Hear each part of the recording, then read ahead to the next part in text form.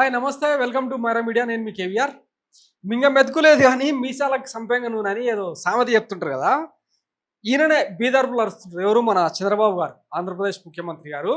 సంక్షేమ పథకాలు అమలు చేయాలని మనసు నిండా ఉన్నా కూడా చేయడానికి డబ్బులు లేవు. జగన్మోహన్ రెడ్డి మొత్తం ఆర్థిక విధ్వంసం చేసి వెళ్ళిపోయిండు అని చెప్పి చెప్తా ఉంటాడు కదా.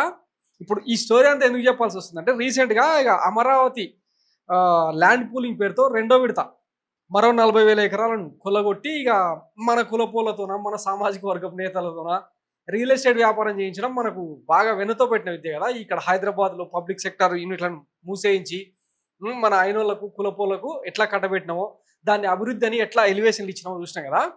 దీనికి మొన్న అంటే 2014 నుంచి 19 మధ్య క్లీన్ బౌల్డ్ అయిపోయి అమరావతి చుట్టుపక్కల రైతులంతా కూడా 29 గ్రామాల రైతులు ఎంత 33,000 ఎకరాల పైచిలకు భూములను ప్రభుత్వానికి కట్టబెట్టింది. ఇంకా వాటి సంగతి ఏమైందో కూడా ఈ రోజు వరకు తెలియదు. అక్కడ ఏమేమి నిర్మాణాలు అవుతుందో తెలియదు.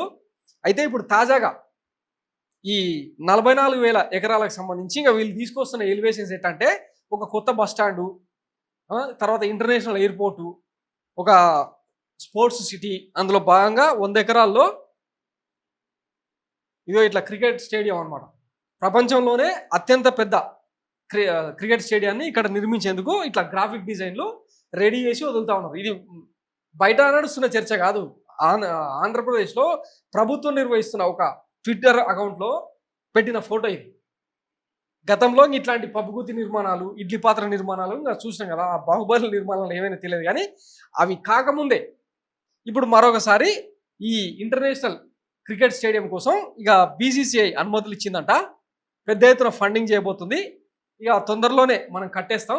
ఇందులోనే ఇంకా ఈ క్రికెట్ స్టేడియంలోనే ఒలింపిక్ స్థాయి ఏమంటారు ఆ క్రీడలు నిర్వహించేందుకు ఏర్పాట్లు చేస్తామని చెప్పి బాబు గారు చెప్పగానే చెప్తారు. ఆయన విజను ఈ ఆంధ్రప్రదేశ్ ప్రజలకు అర్థం కాదు. ఇది ఎప్పుడో 2036 64కో ఇక ఆంధ్రప్రదేశ్ అభివృద్ధి చెందినప్పుడు అమరావతి గురించి, మొత్తం ఈ గ్రీన్ సిటీ గురించి ప్రపంచానికి తెలిసినప్పుడు అప్పుడు తెలుస్తుంది బాబు గారి చరిత్ర. సరే, ఒకసారి దీనికి సంబంధించిన కొన్ని డీటెయిల్స్ మాట్లాడుకుంటే, ఇండియన్ ఇన్ఫ్రా రిపోర్ట్ అనే దాంట్లో పెట్టిరనమాట.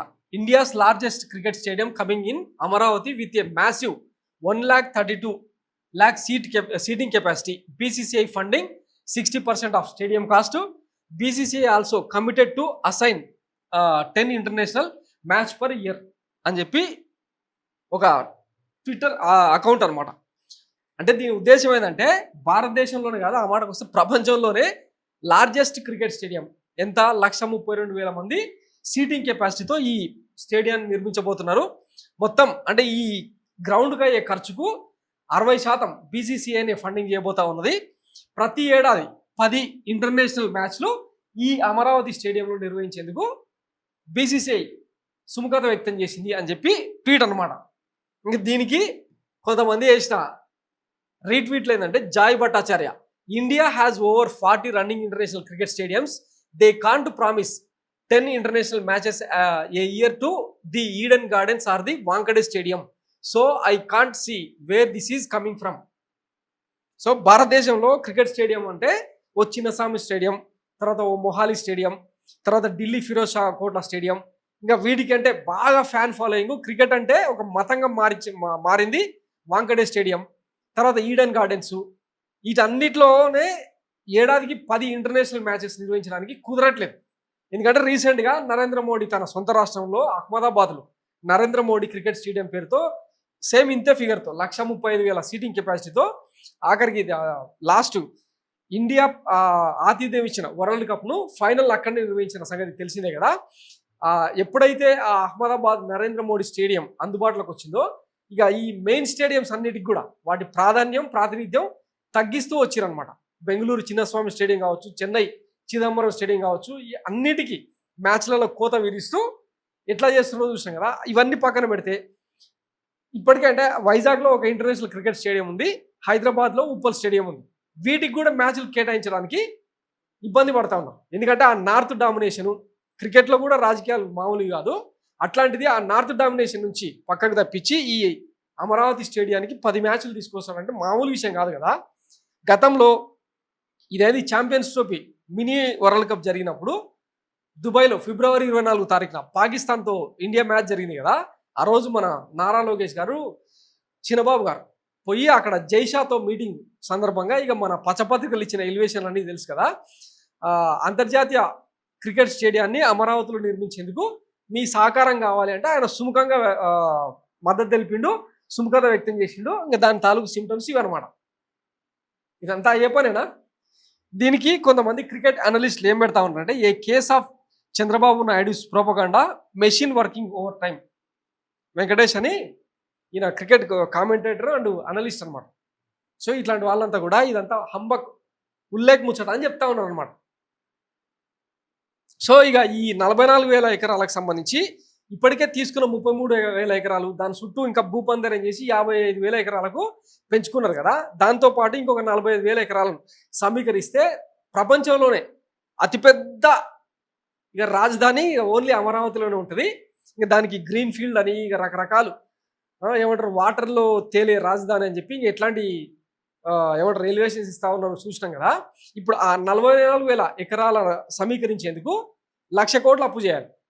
దాన్ని అప్పు అనకుండా సమీకరణ అని చెప్పి మన ఆంధ్రజ్యోతి రాధాకృష్ణ పెంట మీద పురుగులు ఎరుకునే తినే బాపతిగాలు ఉంటారు కదా. ఎట్లా అంటే ఆంధ్రప్రదేశ్ ఎట్లా విధ్వంసం అవుతుంది, ఆర్థికంగా ఏమైపోతుంది ప్రజలకు తెలియనివ్వకుండా దీన్ని ఒక విజనరీగా, దీన్ని ఒక చాణక్యంగా చూపిస్తున్నారు చూడు.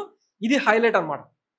ఇంకా కొంతమంది అయితే ముందడుగేసి ఆ భారతదేశానికి ఢిల్లీ తర్వాత రెండో రాజధానిని అమరావతిని చేసేందుకు చంద్రబాబు చాలా వేగంగా పావులు కదుపుతున్నారు. నితిన్ గడ్కరీ దానికి సుముఖత వ్యక్తం చేసిండు.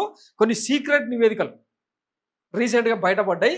ఎందుకంటే ఢిల్లీ ప్రపంచంలోనే అత్యంత పొల్యూటెడ్ ఏరియాగా మారిన నేపథ్యంలో ఇక ముంబై ఏమో బాగా ఏమంటారు డెన్సిటీ, హై డెన్సిటీతో పక్కనే సముద్రం ఉన్న నేపథ్యంలో దానికి అంత స్కోప్ లేదు. తర్వాత చెన్నైకి ఆ అర్హత లేదు. బెంగళూరు కూడా గ్రీన్ సిటీ కాస్త పొల్యూటెడ్ సిటీగా మారిపోయింది. హైదరాబాద్కు అంత సీన్ లేదు. ఇక మిగిలింది ఏంది గ్రీన్ ఫీల్డ్ సిటీ అమరావతి. కాబట్టి దీన్ని రెండో రాజధానిగా గుర్తించి ఇక దీన్ని లేపి దెబ్బలు కట్టి నిలబెడతారని చెప్పి చెప్తా ఉన్నారు అన్నమాట. ఈ రేంజ్కి వెళ్ళిపోతా ఉన్నాయి వీళ్ళ ఎలివేషన్స్. ఈ నిర్మాణాలు ఎప్పటికి కావాలి? మళ్ళా రేపు జూన్, జూలై, ఆగస్టులో భారీ వర్షాలు పడ్డప్పుడు సెప్టెంబర్, నవంబర్ నాటికి మళ్ళీ ఒకసారి నీళ్ళలో తేలియాడే నిర్మాణాలు, వాటిని తోడిపోసే ఎత్తిపోతల పథకాలు, జంగిల్ క్లియరెన్స్లు మొత్తం దీని చుట్టే తిరుగుతూ ఉంటే ఈ రాజధాని నిర్మాణం ఎప్పుడు అయ్యేది? దేనికోసం? ఇది ఎంత ఎవరి కోసం? ఒకప్పుడు వైఎస్ జగన్మోహన్ రెడ్డి ఈ దీంతో పెట్టుకుంటే అయ్యే పని కాదు అని చెప్పి కంప్లీట్గా ఉన్న నిర్మాణాలను అట్లా వాడుకొని సంక్షేమాన్ని పెద్ద ఎత్తున 3 లక్షల కోట్ల పైచిలకు రూపాయలను డీబీటీ పద్ధతుల ద్వారా అమలు చేస్తే దాన్ని రండపాలన, సైకో పాలన, రాజారెడ్డి రాజ్యాంగం అని చెప్పి చెప్పారు కదా. మరి ఈయనకి ఇంత చాణక్యం ఉంది కదా. భారతదేశానికి 3 సార్లు ప్రధానమంత్రి అయిన ఈ వ్యక్తి కానీ, 4వసారి ముఖ్యమంత్రి అయిన ఈ వ్యక్తి కానీ, పలుకుబడి ఉన్న పెద్ద హీరో డిప్యూటీ సీఎం కానీ, కేంద్రంలో కూడా వీళ్ళదే అధికారం. కానీ ఒక్క సంక్షేమ పథకమైన చక్కగా అమలు చేసిరా ఆంధ్రప్రదేశ్లో? భారతదేశం జోలు వదిలేయండి, అదే కేంద్రంలో అధికారంలో లేదు. మొదటిసారి ముఖ్యమంత్రి అయినప్పుడు 2 ఏళ్ళు కరోనా కష్టకాలంలో కూడా పథకాలు అందించాడు. సంక్షేమ క్యాలెండర్ విడుదల చేసి మరి ప్రతి నెల చెప్పిన డేట్కు ఎట్లా డబ్బులు వేసిందో చూసారు కదా. దీనికి అంతటికి కారణం ఏంది? అమరావతి అనే ఒక గుదిబండ తెల్లయ్యనుగురు పక్కన పెట్టిన కారణంగా సాధ్యమైంది ఇదంతా. భారతదేశంలో కాదా, ఆ మాటకు వస్తే ప్రపంచంలో గతంలో రాజులు, చక్రవర్తులు ఎంతోమంది పాలించారు కదా. ఆఖరికి నియంతలు కూడా రాజధాని నిర్మించడం అనేది ఒక ఏమంటారు స్లో ప్రోగ్రెస్ అనమాట. Rome was not built in a day అని చెప్పి ఒక సూత్రం చెప్తా ఉంటారు కదా. ఒక్క రోజుల నిర్మాణం కాదని.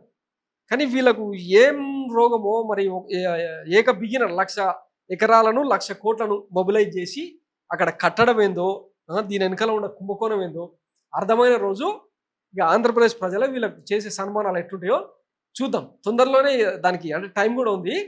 నిన్న మొన్ననే ఈ అమరావతి రైతులందరూ కూడా అంటే మొదటి దశలో ల్యాండ్ పూలింగ్లో భాగంగా 33,000 ఎకరాలు ఇచ్చారు కదా.